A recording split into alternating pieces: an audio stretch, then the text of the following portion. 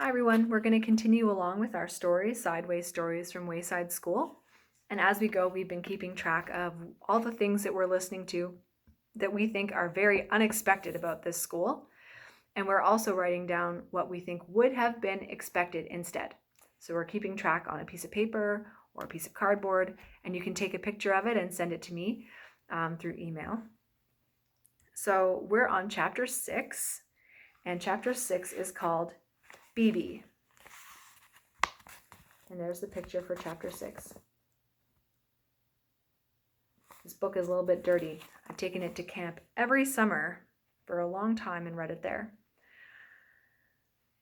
Bebe was a girl with short brown hair, a little Bebe nose, totally tiny toes, and big brown eyes. Her full name was Bebe Gun. She was the fastest draw in Mrs. Jules's class. She could draw a cat in less than 45 seconds, a dog in less than 30, and a flower in less than 8 seconds. But of course, Bebe never drew just one dog, or one cat, or one flower. Art was from 12:30 to 1:30. Why, in that time, she could draw 50 cats, 100 flowers, 20 dogs, several eggs, or watermelons. It took her the same amount of time to draw a watermelon as an egg. Calvin sat next to Bebe. He didn't think he was very good at art. Why, it took him almost the whole period just to draw one airplane.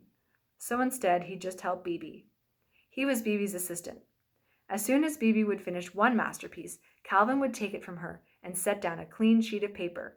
Whenever her crayon ran low, Calvin was ready with a new crayon.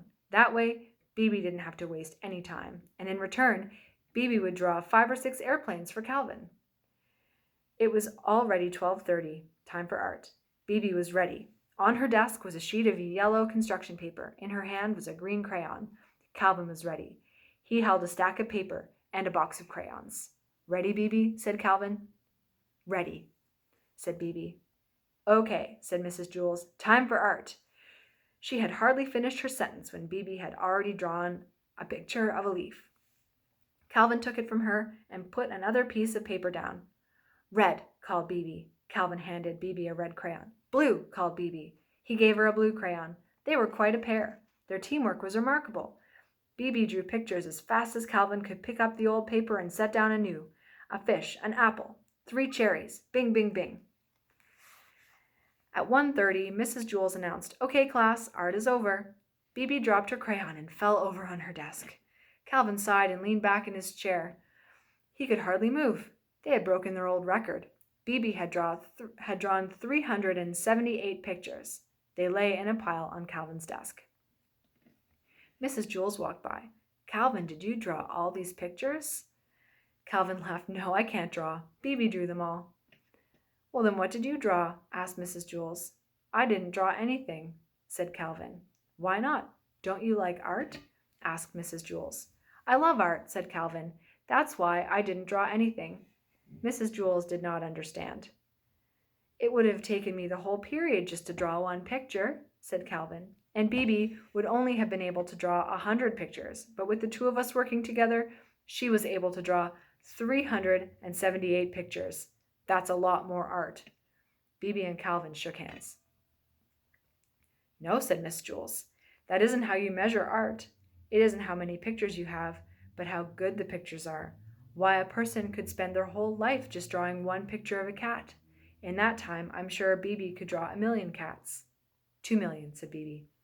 Mrs. Jules continued, "But if that one picture is better than each of Bebe's 2,000,000, then that person has produced more art than Bebe." Bebe looked as if she was going to cry. She picked up all the pictures from Calvin's desk and threw them in the garbage. Then she ran from the room. "I thought her pictures were good," said Calvin. He reached into the garbage and pulled out a crumpled picture of an airplane. Bebe walked outside to the playground. Louis, the art teacher, spotted her. "Where are you going?" he asked. "I'm going home to draw a picture of a cat," said Bebe. "Will you bring it to school and show me tomorrow?" Louis asked. "Tomorrow?" laughed Bebe. "By tomorrow, I doubt I'll even be finished one whisker." The end. See you next time.